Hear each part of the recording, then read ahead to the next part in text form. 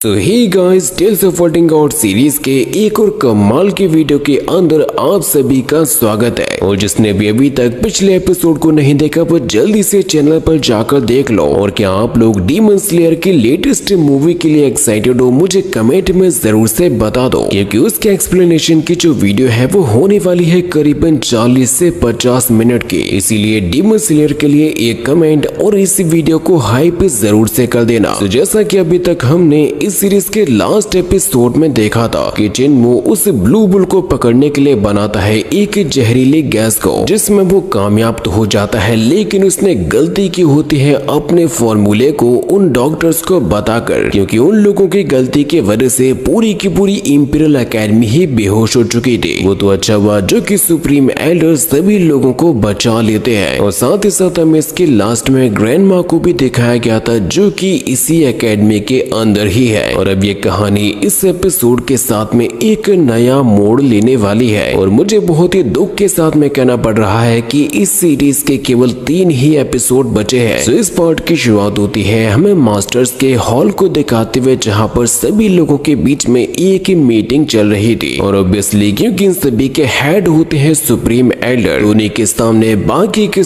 सभी मास्टर्स खड़े हुए होते हैं, जो लोग असल में यहाँ पर चिनमू के बारे में ही बात कर रहे होते हैं। लेकिन हमें बैकग्राउंड में तो किसी और की ही आवाज आ रही होती है, जो कि असल में होता है सेकंड प्रिंस। और इन मास्टर्स के बीच में आकर क्या बातचीत होगी वो तो हम लोग एपिसोड के अंदर जानेंगे। सेकंड प्रिंस कहता है कि चाहे वो कितना भी पावरफुल क्यों ना हो, लेकिन आखिरकार है तो वो एक आउटकास्ट ही, जो कि डाउजू से आया हुआ है। उसके ओरिजिन के बारे में हम में से किसी को भी पता नहीं है कि वो कहां से आया, उसका पावर लेवल क्या है, उसने क्या क्या सीखा। जो बात सुनकर सेवेंथ प्रिंसेस ये कहने लग जाती है कि अगर वो डाजू से आया हुआ आउटकास्ट है तो फिर भी आखिर क्या हुआ? क्या हमें किसी को उसके रहने वाली जगह से जज करना चाहिए या फिर उसके टैलेंट से? जबकि असल बात तो ये है कि हमें हर एक इंसान को उसके टैलेंट से ही जानना चाहिए। उसका टैलेंट ही उसकी पहचान होनी चाहिए, क्योंकि हीरोज को कभी भी ये नहीं देखा जाता कि वो गरीब परिवार से है या कमजोर परिवार से। अगर वो पावरफुल है तो उनका नाम चलेगा, और तभी हम लोग देख पाते हैं चिनमू और मास्टर बाशान को आमने सामने। जो नजारा देखकर तो ऐसा ही लग रहा था जैसे कि इन दोनों के बीच में अब यहाँ पर एक घमासान लेवल का युद्ध होने वाला हो, क्योंकि इसी के बैकग्राउंड में हमसे ये कहा जाता है कि अब परिस्थितियां पूरी तरीके से बदल चुकी है। पहले जो नियम कायदे कानून थे, अब उनके अलावा बहुत सी चीजें नई जुड़ चुकी है। चिनमू और मास्टर बाशान दोनों के दोनों एक दूसरे को ग्रीट करते हैं, और ये नजारा अक्सर फाइट होने से पहले ही देखा जाता है। और इस फाइट को वहीं पर खड़े हुए बिग ब्रदर और यूनियो भी देख रहे थे, क्योंकि इस एपिसोड के अंदर चिनमू किसी एक बंदे के साथ में नहीं बल्कि कई सारे लोगों के साथ में फाइट करने वाला है। शायद ऐसा हो सकता है कि उसको चैलेंज दिया गया हो उसकी पावर्स को साबित करने के लिए। और साथ ही साथ में बैकग्राउंड में वुल्फ वॉरियर को भी फाइट के लिए तैयार होते हुए दिखाया जाता है, जिसके फिर जस्ट अगले ही सीन में अब फाइट करने के लिए मैदान में आ चुका होता है यूनियो। और चिनमू यहाँ पर पहले से ही किसी के साथ में फाइट कर रहा था, जिसके पीछे की तरफ से हमला करने के लिए जा रहा था यूनियो। लेकिन ये तो हम सभी जानते हैं कि चिनमू इस बंदे को तो कुत्तों के जैसे मारेगा, जिसके बीच में हमें साथ ही साथ मास्टर बाशान और चिनमू के बीच की फाइट को भी दिखाया जाता है, जिन दोनों के ही फाइटिंग करने का लेवल सच में बहुत ही ज्यादा खतरनाक हो चुका था। मास्टर बाशान इस वजह से इतने ज्यादा गुस्से में होते हैं, क्योंकि उनको लगता है कि चिनमू अच्छा पर्सन नहीं है और वो इंपीरियल एकेडमी को गिराना चाहता है। जिन लोगों की फाइट के साथ साथ तभी फिर हम लोगों को चिनियो और चिनमू इन दोनों के बीच में बहुत ही गजब की फाइट दिखाई जाती है, जहां पर चिनियो चिनमू के ऊपर हमला करने के लिए अपनी स्वॉर्ड का यूज कर रहा था। और वो चिनमू से कहता है कि डांसू के आउटकास्ट, मुझे तुम्हारे फ्लॉ के बारे में पता लग चुका है, तुम्हारी कमजोरी क्या है मैं अच्छी तरीके से समझ चुका हूँ। जिनके बीच में तो फाइट हुई रही थी, साथ ही साथ तभी हमें अगले ही सीन में चिनमू के ऊपर हमला करते हुए दिखाया जाता जाता है सिस्टर यू और उसके वुल्फ वॉरियर को। ये लोग भी जिन्मू के ऊपर काफी ज्यादा गुस्से के साथ में फाइट कर रहे थे, लेकिन ये चीज देखने वाली होती है कि जिन्मू अकेले ही इतने सारे बंदों को टक्कर दे रहा था। जिन्मू कहता है कि